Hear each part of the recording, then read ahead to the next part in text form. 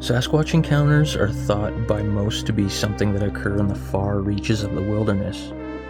Something that happened deep in the mountains, in the most remote forested areas, but the truth to the matter is that a large portion of Sasquatch encounters occur closer to civilization. Now, I don't mean near big cities or anything like that, but more so in rural areas just on the fringes of civilization, just outside of small remote towns or on people's farmland, places like that. This is the case with the encounter I'm going to talk about today.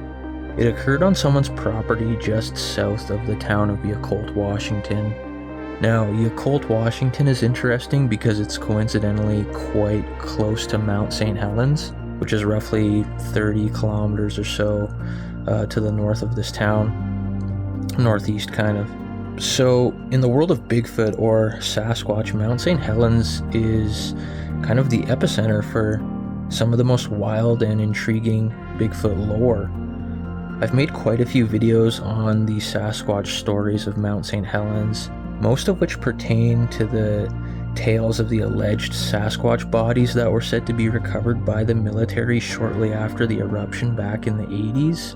Every time I investigate those stories, though, I always end up coming to the conclusion that they're just that, stories. And there's also the tale of Ape Canyon, the Ape Canyon Bigfoot encounter, where a group of miners were supposedly attacked by a group of angry Bigfoot creatures all throughout the night at their cabin after opening fire on one of these creatures with a rifle during a prior daytime encounter.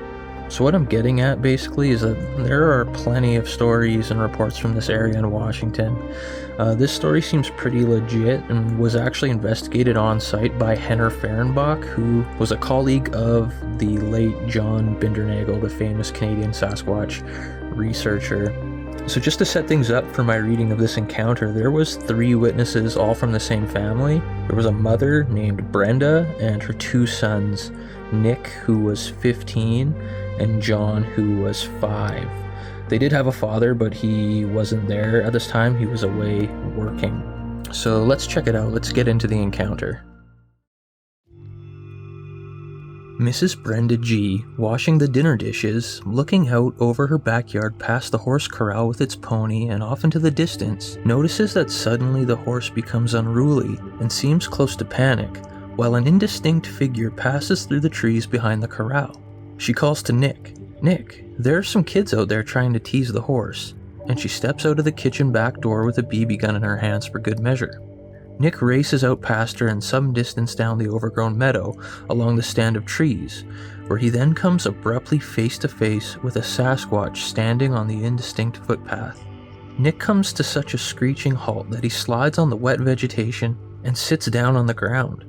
For reassurance, he throws a backward look to his mother, who for some reason has returned to the house.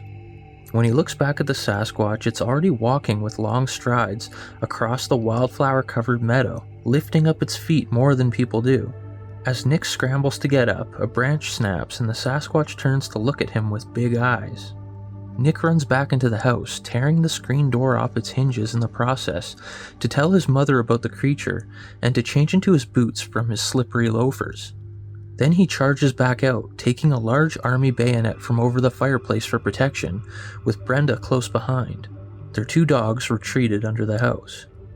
As he runs down through the same meadow, the Sasquatch is still walking about there. It retreats downhill, crosses a small creek, and stops on the far bank of the creek under a fir tree to face its pursuers.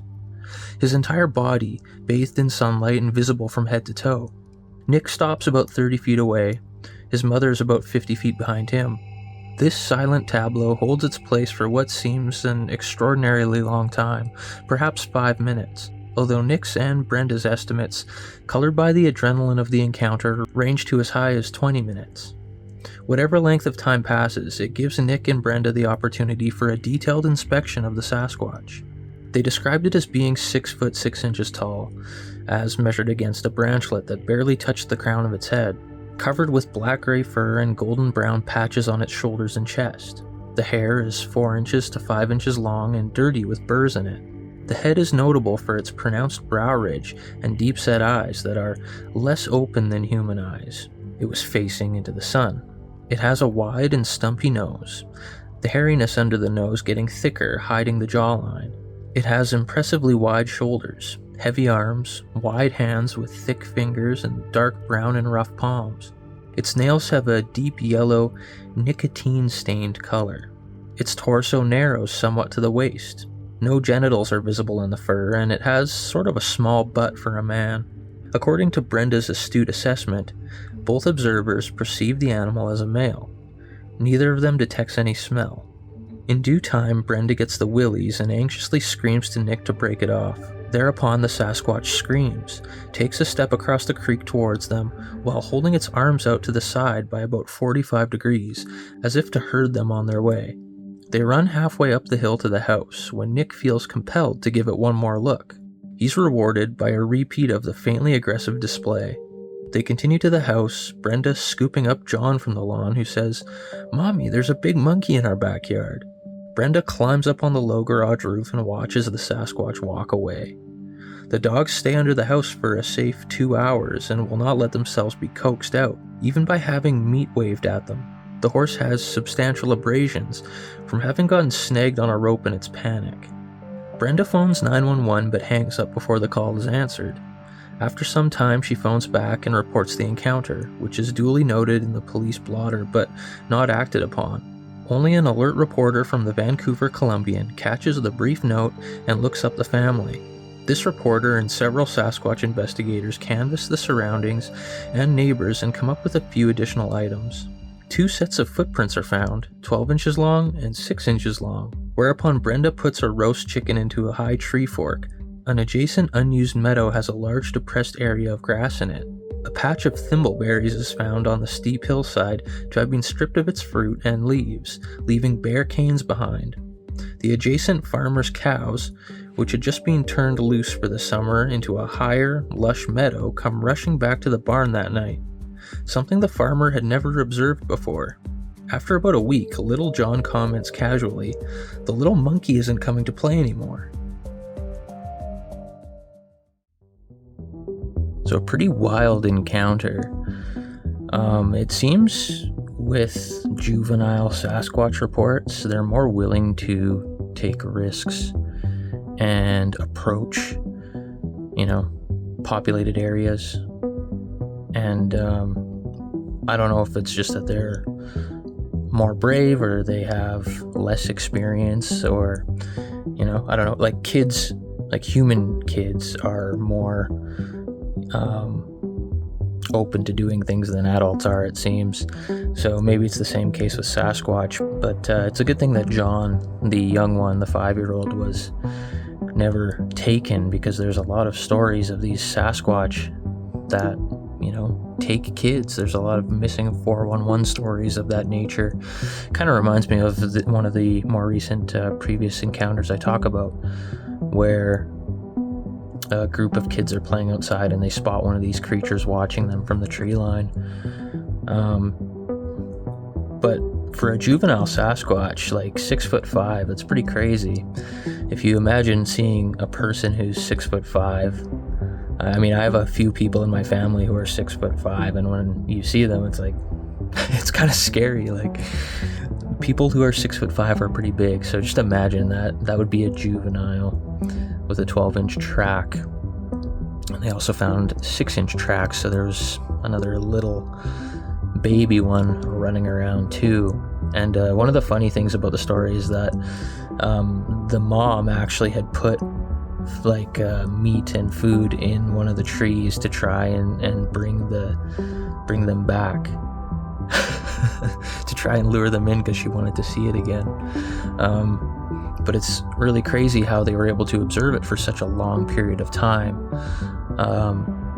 Something along the lines of 5 minutes, which I'm sure to them seemed like a really long time, but long enough to get a good description of the creature, down to like the color of the fingernails, and to see the burrs in its hair. One thing I did find kind of interesting is that the hair on it, they said it was black and grayish, and I don't know if that would have been due to it standing directly in the sunlight. It says it was right there fully, in the sunlight, and maybe it appeared to have grayish hair Usually, it's the older ones you hear about in encounters that have gray hair. Same with like humans, right? And it didn't say that there were any track casts recovered from the site, so I have no information on that. It would have been cool if they were able to, get some actual evidence like that. The researchers who went there after, it would have been cool if they could get track casts to actually confirm all this. But the story sounds legit. I mean, when Nick goes running out of the house the first time, the 15-year-old boy, he was probably thinking, oh man, like I'm gonna run into some kids and I'm gonna be able to yell at them and tell them off. And he was probably really looking forward to that, not at all expecting what he would come face to face with. And just, it's surprising that the creature didn't take off then, like in a hurry, because Nick had time to go back into the house, change out of his loafers and into some boots, grab the knife or the bayonet, and go back out, and it was still there. So this creature was brave, sticking around for that long. Who knows how many times the creature went to that spot, because there were berries it was eating, there was a food source there. It probably got comfortable being there. And at the end of the story, I found it kind of creepy as well, the way John, the little 5-year-old, says, the monkey hasn't come back to play or whatever. It almost makes it sound like that, like John might have seen this thing, or one of the two creatures, or both of them. It sounds like he might have seen them multiple times, because he'd be playing outside. Like in this instance, Brenda saw the horse was acting weird, the pony or whatever, and she thought she saw kids out there bothering it. Well, at that time, John was outside playing. He was vulnerable. There was a lot of opportunity for things to go terribly wrong in this encounter. Luckily, they didn't. Luckily, they were just more curious, it seems. But who knows? This could have gone on longer and longer if Brenda didn't, see these things messing around with the horse. Something bad could have happened.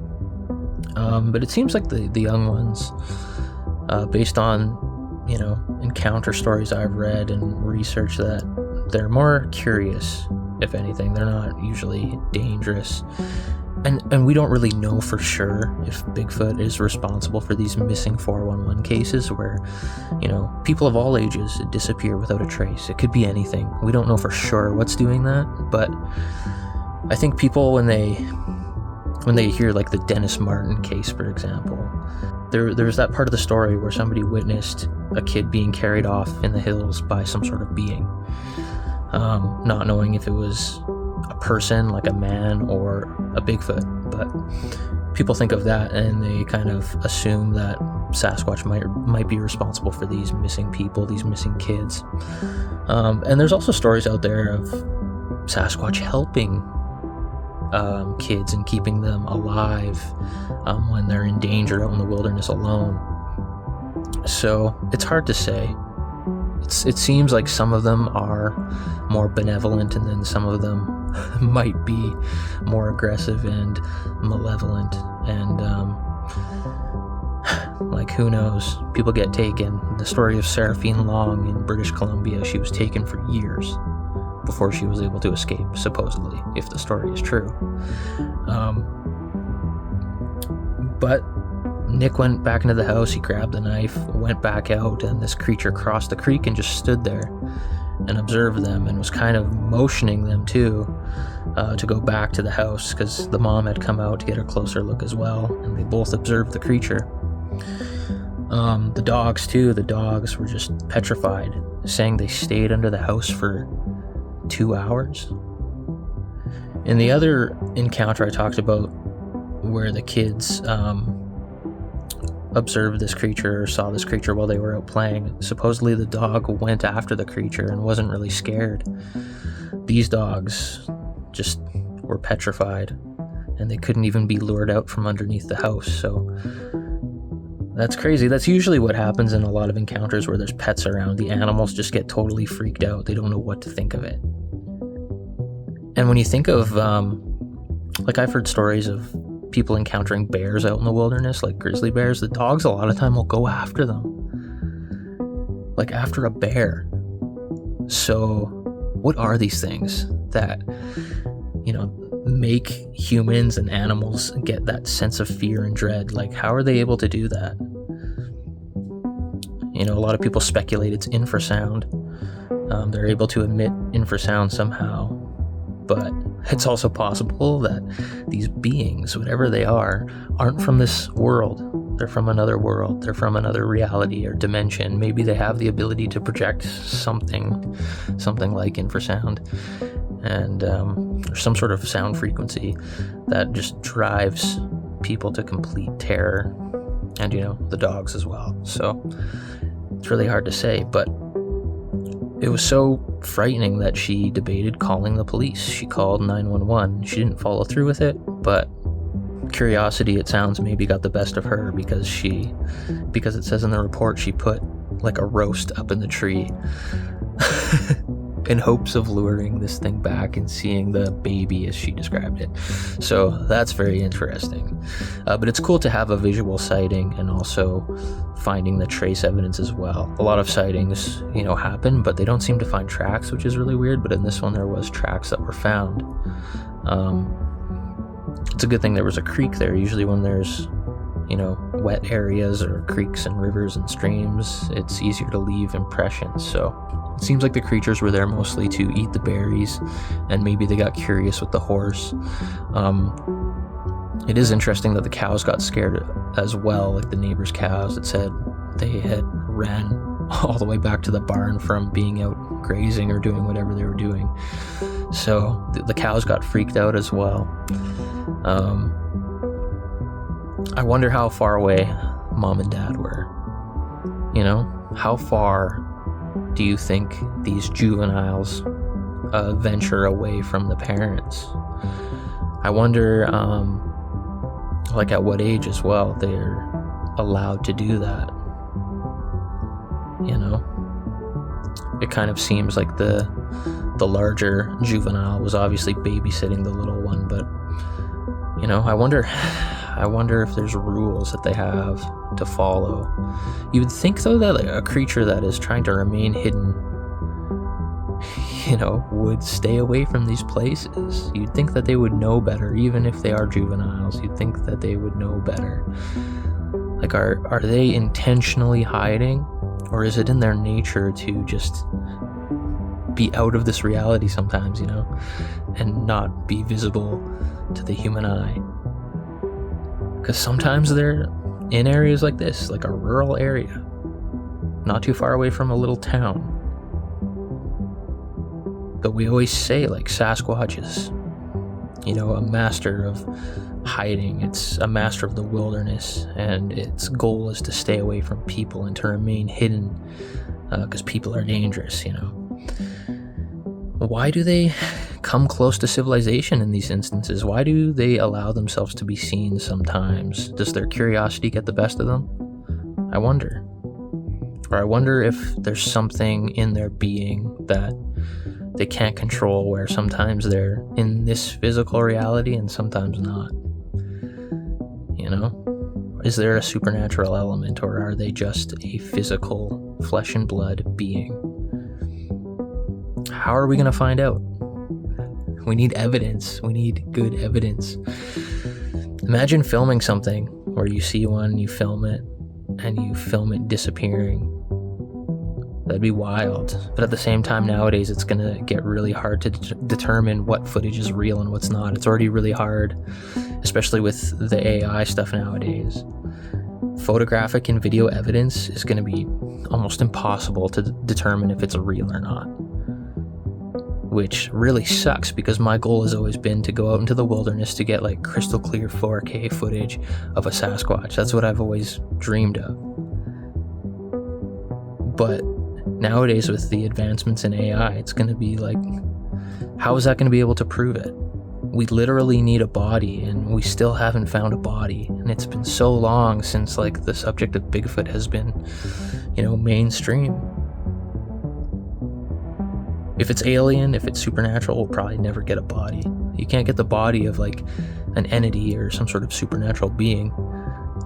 So The only way we're going to get that is if it's an actual physical flesh and blood thing, which sometimes it seems to be that because it can leave the footprints behind, but, you know, in a lot of reports, you don't even find tracks, yet the creature was right there. How can there not be tracks? This thing weighs 500, 600 pounds.